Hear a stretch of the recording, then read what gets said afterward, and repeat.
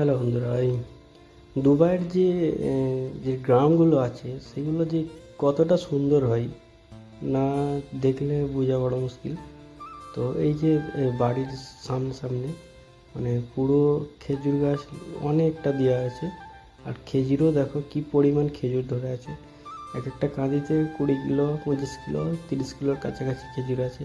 তো যাই হোক, এরা পেকে যাবে, মানে এই মাসের শেষের দিকে এই খেজুরগুলো পেকে যাবে সব।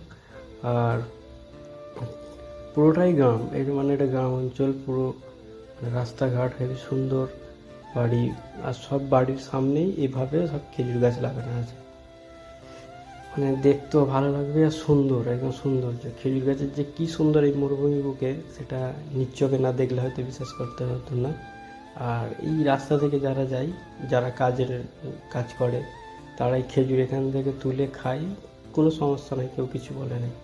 ঠিক আছে, কী পরিমাণ খেজুর দেখো গাছে, একটা গাছে এটা এই গাছটাতে 30 কিলোর কাছাকাছি খেজুর আছে। এরকমভাবে মানে পুরো বাড়ির আঙিনা বা চরু সাইডটাই খেজুর গাছ ভর্তি।